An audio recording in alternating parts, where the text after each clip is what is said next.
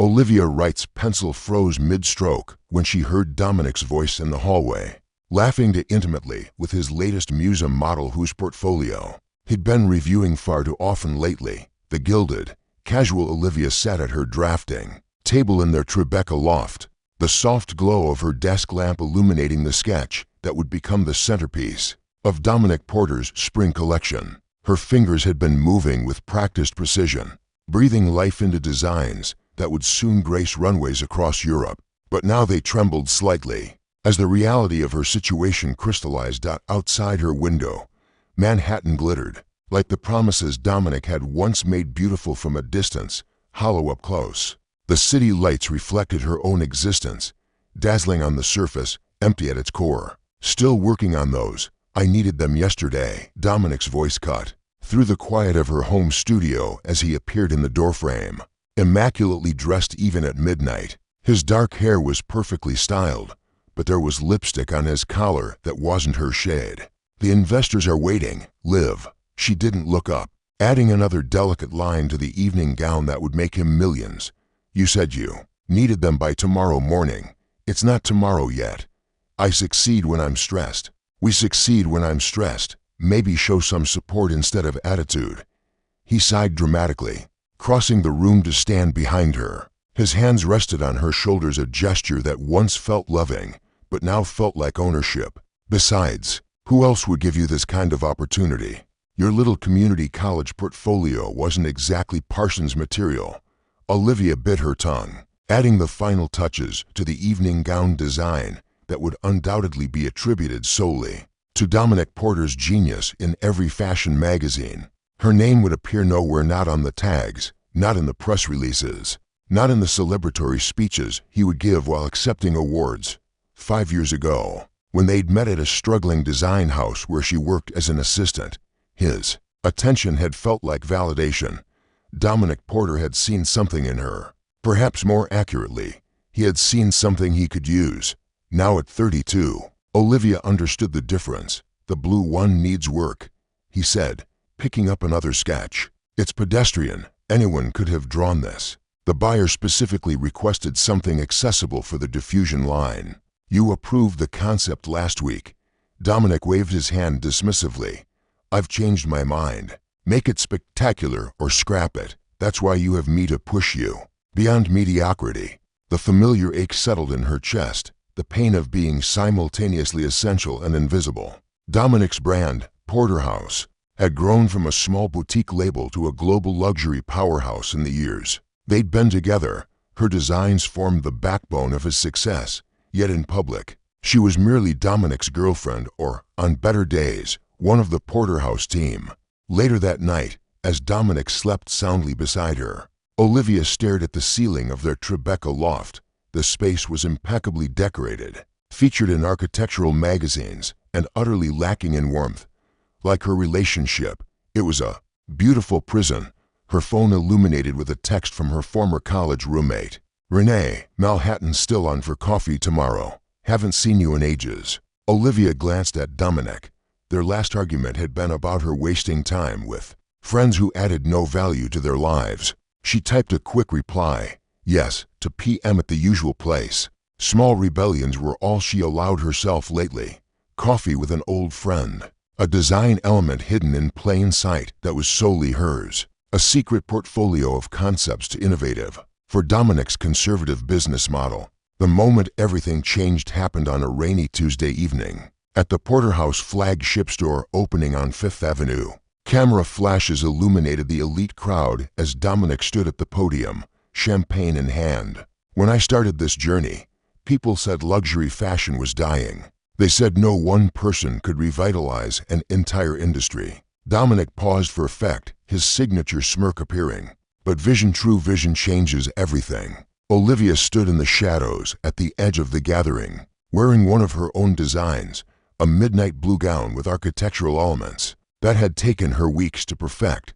Beside her, several fashion journalists whispered appreciatively about the collection displayed around them. The attention to detail is extraordinary. One critic murmured, Porter's work is reaching new heights. And to my supportive partner, Dominic continued, gesturing vaguely in her direction, who has been lucky enough to witness greatness up close. Sometimes I think she's still surprised I chose her." The crowd chuckled politely. Olivia maintained her smile, years of practice keeping her expression pleasant despite the humiliation burning through her. "Speaking of surprising choices," Dominic said, turning to a display case containing a sculptural evening bag, "Olivia's most innovative design of the season. This piece almost didn't make the collection. I had concerns it was too experimental, but I decided to include it as our signature item." Sometimes even the most ordinary ideas can be elevated by the right touch. Something snapped inside Olivia. 5 years of diminishment. 5 years of watching her creativity fuel his empire, while being told she was fortunate to be allowed in the room. 5 years of almost good enough. With mechanical precision, she slipped away from the crowd and walked directly to her office. In the back of the store, she gathered her personal sketchbooks, her tablet, the small potted succulent Renee had given her last year. She placed them in her tote bag, removed her building access card from her wallet, and placed it on the desk. When she emerged, Dominic was surrounded by admirers, his hand on the small of a model's back, laughing loudly. Their eyes met across the room. Something in her expression made his smile falter. Olivia walked out the front door into the rain without an umbrella. By morning, her side of the closet in their loft would be empty. "He's telling everyone you had a nervous breakdown," Renee said 3 weeks later, sliding a coffee across the table to Olivia in the small Brooklyn apartment she now called home. "According to Dominic, you couldn't handle the pressure of real success and needed time to find yourself." Olivia laughed, a genuine laugh that surprised even her. "Of course he is. God forbid anyone thinks someone might willingly leave the great Dominic Porter. Are you okay for money? This place is." Renee glanced around the studio apartment with its second-hand furniture. "It's mine," Olivia said, simply. "And yes, I'm fine. I've been freelancing under a pseudonym for years, setting aside what I could." Dominic never paid attention to my finances as long as I looked appropriate on his arm.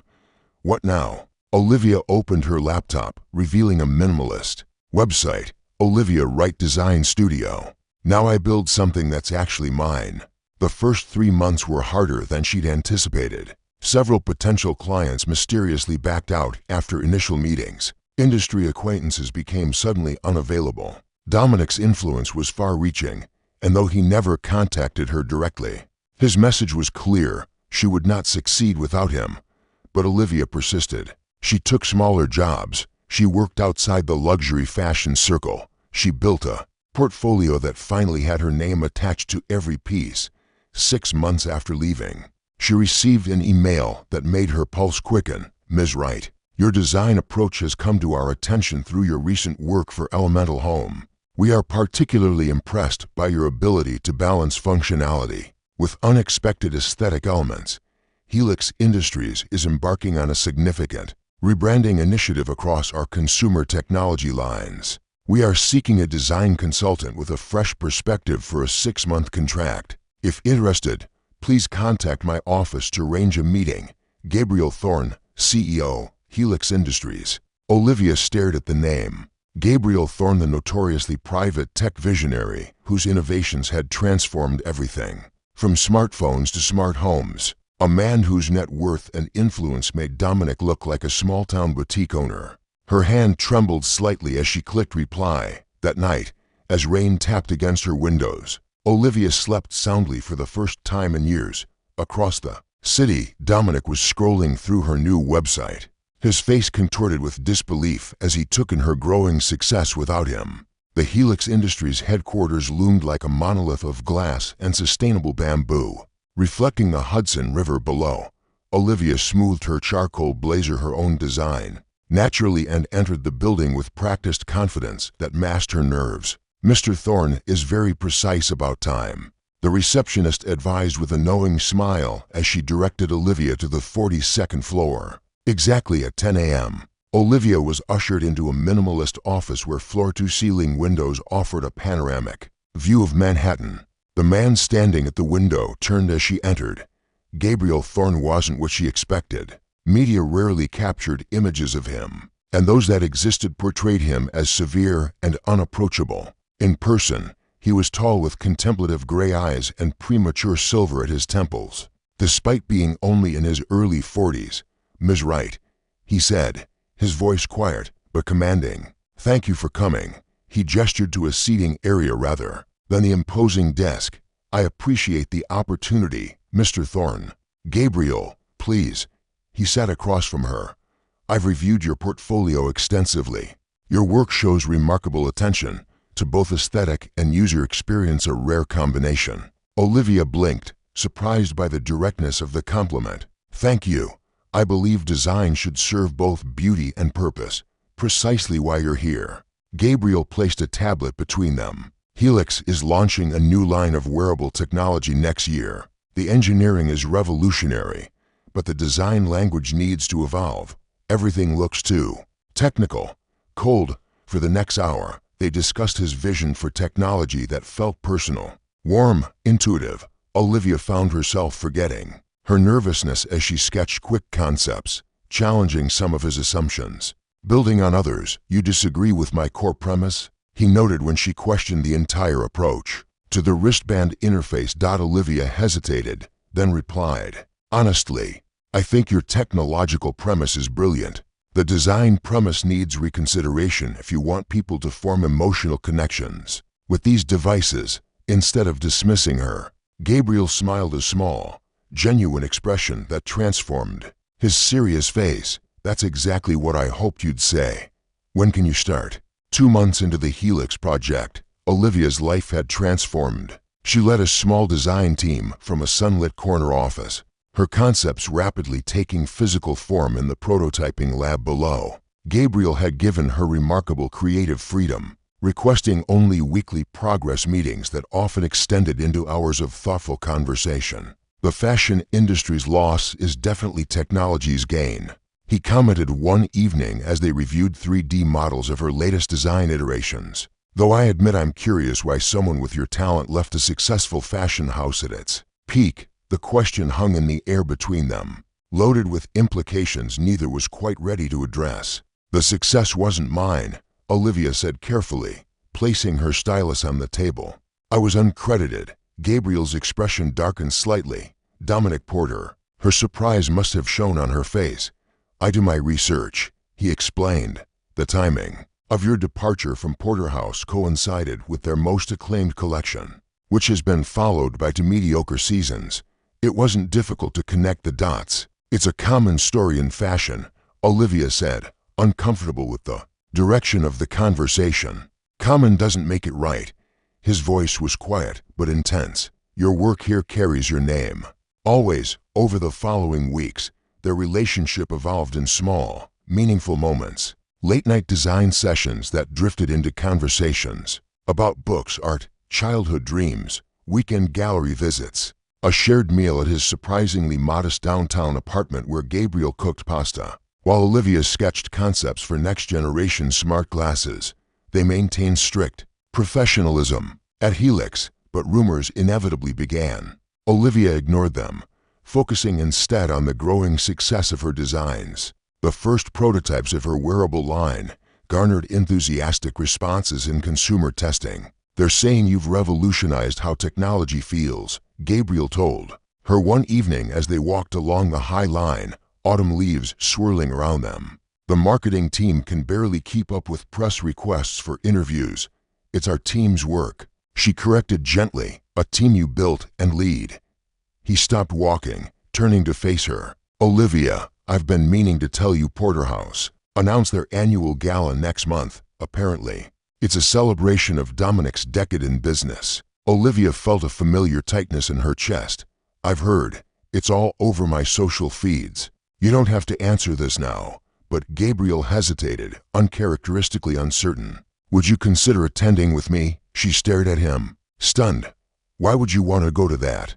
"Because Helix is about to announce our acquisition of Luminina Tech, the company that manufactured the technology for your clutch design. It's a major industry move that deserves representation." He took her hand, his touch warm against the autumn chill. "And because I'm tired of pretending my feelings for you are purely professional." Olivia looked down at their intertwined fingers, then back to his face. The man before her had never once taken credit for her work, had never made her feel small, to make himself appear larger. With Gabriel, she had flourished not despite him, but because of his belief in her talent. "The timing feels deliberate," she said carefully. "It is," Gabriel admitted, "but not in the way you might think. I've wanted to tell you how I feel for weeks, but I was concerned about the power dynamics while you report to me. As of yesterday, your design division has been elevated to a separate entity within Helix. You report directly to the board now, not to me.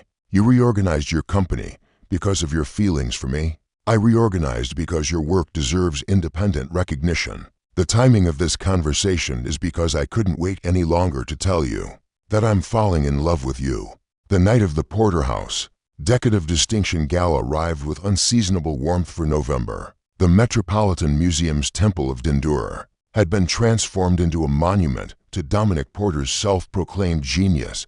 Massive photographs from his collections lined the walls, meticulously edited to exclude any mention of the designers who had contributed to his success. Olivia stood before her mirror, examining her reflection with critical eyes. For tonight, she had designed something special, a gown in luminous silver with subtle circuitry patterns woven into the fabric. When activated by the small controller at her wrist, portions of the dress would gently illuminate, creating a constellation effect that moved with her. It was the perfect fusion of her past in fashion and her present in technology, a physical representation of her evolution.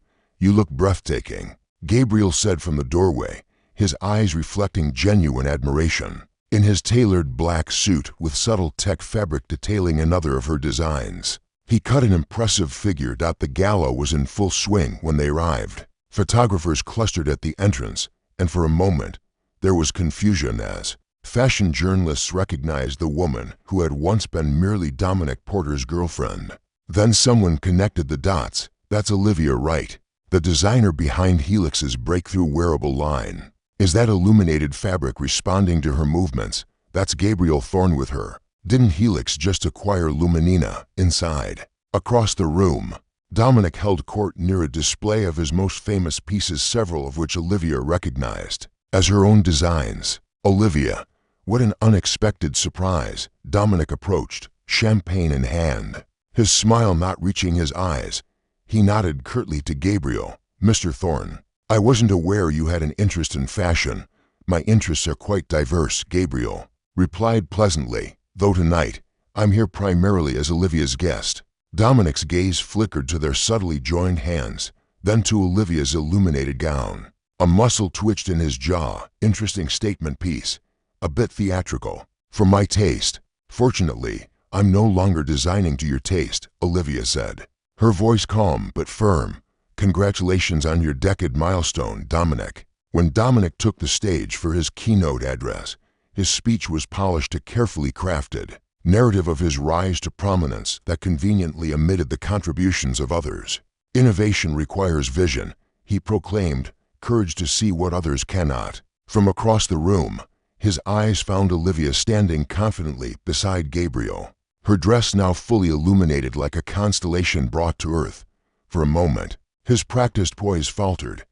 In that unguarded second, everyone watching closely enough saw the truth. Dominic Porter recognized that he was no longer the most powerful person in the room. As they left the gala, Olivia looked back one final time at the empire built partly on her unacknowledged talent, at the man who had once convinced her she was lucky to be included, at the life she had left behind. Outside, the November air felt clean and new. Above, actual stars punctuated the New York sky, unusually visible on this clear night. "What are you thinking?" Gabriel asked as they waited for their car. Olivia smiled, watching her dress's light patterns mirror the constellations above. "I'm thinking about value, real value. Not the kind Dominic assigns to people based on their usefulness to him, but the kind you showed me. Value that comes from seeing someone completely and appreciating who they truly are." As their car arrived, Olivia took one last look at the museum gleaming in the distance. The door she had once thought was an ending had actually been the first step toward finding herself. Her voice, and unexpectedly, a love built on mutual respect and admiration. Inside the gala, Dominic Porter continued his carefully scripted celebration, unaware that the real story of the evening was already spreading through whispered conversations. How the woman he had discarded had not only succeeded without him, but had found partnership with a man whose integrity matched his influence. This wasn't about revenge. It wasn't even about proving Dominic wrong. It was about Olivia Wright finally living in the full light of her own brilliance, designing not just beautiful objects, but a beautiful life. What does Olivia's journey reveal about the true cost of staying in relationships, whether romantic or professional, where your contributions go unrecognized? And at what point does self-preservation become more important than loyalty or comfort?